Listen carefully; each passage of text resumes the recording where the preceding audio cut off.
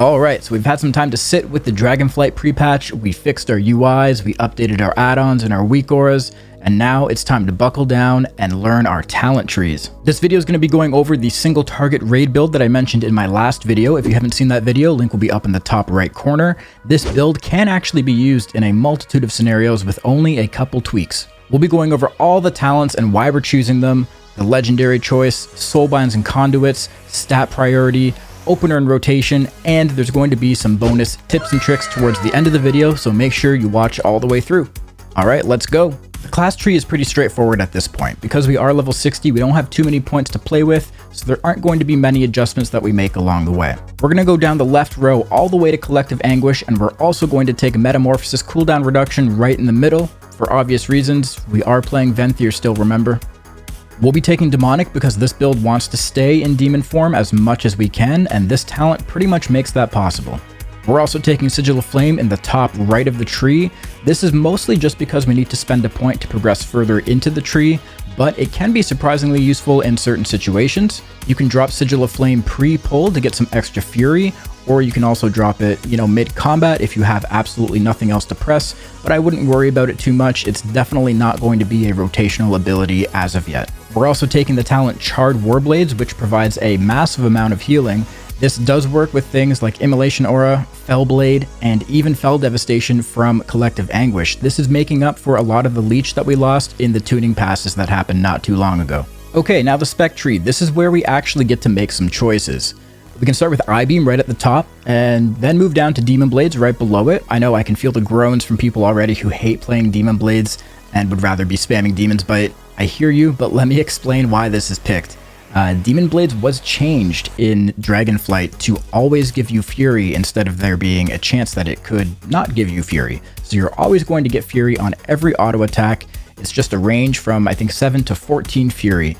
So you're not going to get stuck in those situations that you would previously where maybe in your opener, your Demon Blades just didn't proc and you couldn't press the abilities you needed to press and you'd be standing there just waiting to get Fury. It felt really bad. With Havoc's increased toolkit in Dragonflight, we can't really afford to be spending GCDs on builders anymore like Demon's Bite. We'd much rather spend those GCDs on spenders. So things like Chaos Strike, Blade Dance, and other abilities that might cost Fury, like Glaive Tempest perhaps. As you know, Demon Blades and Fellblade go hand in hand, and Fellblade is actually an incredible gap closer to use in tandem with another talent that we're going to talk about here in just a minute. From there, we go left into Improved Chaos Strike, and then further into Demonic Appetite. We're taking Demonic Appetite because we are going to be pressing Chaos Strike quite a bit with this build. Don't worry, not as much as Season 3 and 4, but we are going to be pressing it quite a bit, so that's going to result in a lot of Fury for us.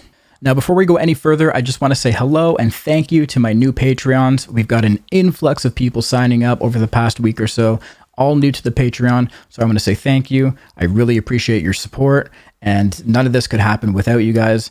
If you guys are interested in checking out the Patreon, link will also be in the description. There's some pretty sweet things you can sign up for, and it's just a great way to support me in what I do. If you feel like you're learning something or you're getting value out of the content that I make, I would appreciate the support. It means a lot, and hey, you'll get your name at the end of the video. So if you recently signed up to the Patreon, you should check for your name at the end of this video. It's hopefully going to be there, and yeah, if you guys want to support me, it's the best way you can do so. I would really appreciate it.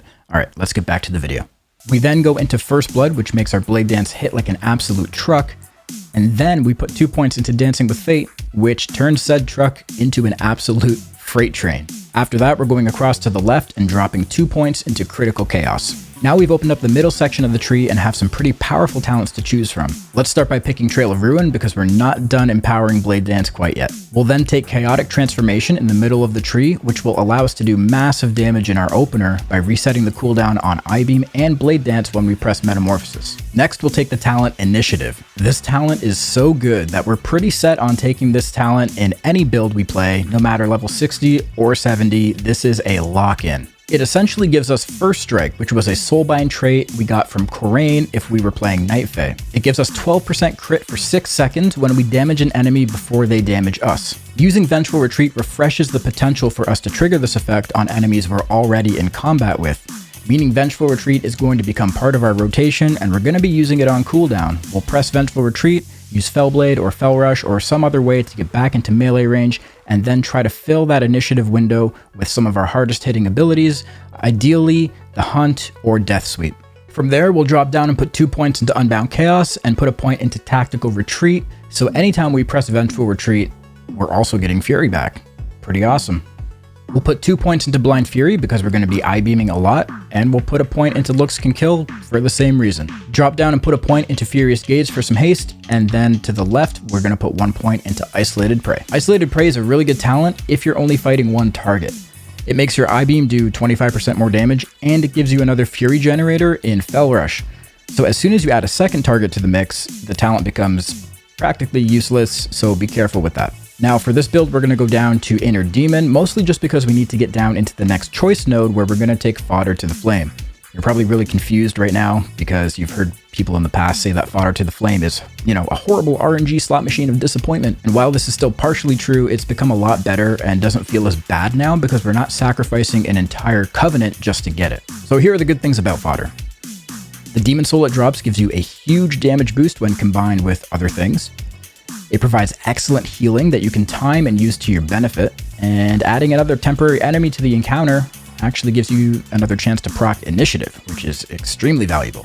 Fodder also seems to be proccing a lot more than it did in Shadowlands. I don't know if this has been confirmed or not, but it definitely feels like it. I'm getting procs all the time, and it's a huge dopamine hit whenever it does happen. We now have 3 more points to spend, so we're going to put 2 points into the newly designed Cycle of Hatred, which actually works with Chaos Strike and Blade Dance now, meaning we're not going to be spamming one button like we were in Shadowlands. That felt horrible. I'm so glad to not be doing that anymore. We actually press Blade Dance now. The cooldown reduction on I-beam is actually guaranteed to be 1 second now, anytime you use one of those abilities, so it's actually pretty easy to manage. And finally, we drop our last point into Shattered Destiny, which extends our current demon form every time we spend 8 Fury. So not only are we getting into Demonic more often by resetting I-beam, we're also extending it by spending Fury on literally any ability. There's also one more thing that adds to our insane demonic uptime, and that is using the Dark Glare Legendary. With this legendary, we're getting random but frequent resets on our I-beam, so you can imagine how staying in demon form is no longer an issue. Keeping Sinful Brand rolling is also something you don't need to worry about at all anymore because it's being propped up by not only Dark Glare, but Collective Anguish at the same time. So you probably already picked up on the fact that we are still playing Venthyr. For your Soulbind, you'll want to use Nadia and slot in Potency Conduits that we don't already have in our talent tree since they don't stack. So in this case, the only conduit we really want to avoid is Dancing with Fate because we already have that one talented. So you'll probably take Growing Inferno and maybe Relentless Onslaught while going into Dauntless Duelist on the right side of the tree.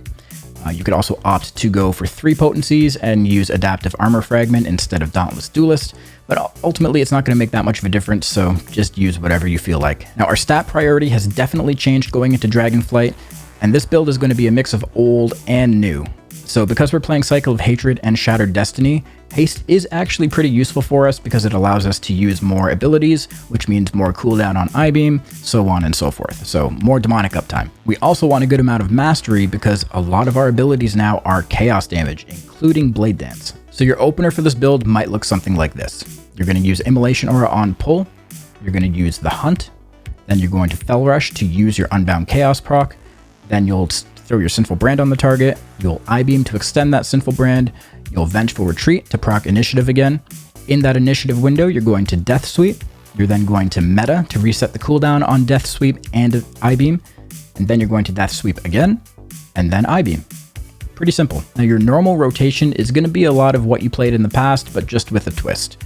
You're going to be getting into Demonic with I-beam, you're going to prioritize Death Sweep inside of Demonic, you're going to use Vengeful Retreat to proc Initiative, use Blade Dances and Chaos Strikes to reset I-beam, extend Sinful Brand with I-beam, spend Unbound Chaos Charges with Fell Rush, and that's it. Alright, now for the bonus stuff that I promised you. First, there's a visual cheat sheet for this build pinned in my Discord. I'll show it to you guys here on screen, but if you want to download it, keep it for yourself, maybe put it on your second monitor, whatever you feel like doing. The download will be available in my Discord. Link to the Discord is in the description. Now secondly, some bits of advice for trying to play this build. Try to plan out your initiative windows because your I-beams are always going to be guaranteed critical hits because we took Looks Can Kill. So it doesn't make sense to use I-beam after your Vengeful Retreat in your initiative window, right? because it's already going to be critting. So never use I-beam inside of an initiative window.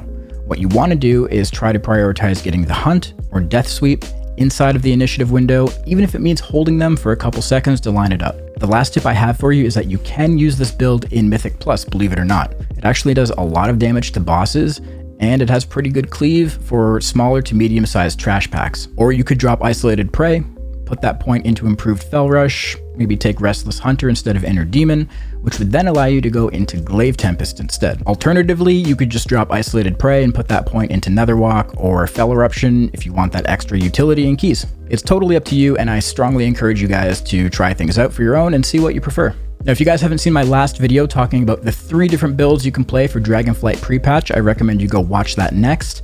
And keep an eye on my channel for the dedicated videos to all 3 of those builds. The next ones coming up will be Essence Break Momentum and the stupidly fun Throw Glaive build with Fell Bombardment. Thanks for watching, guys, and I'll catch you next time. Peace.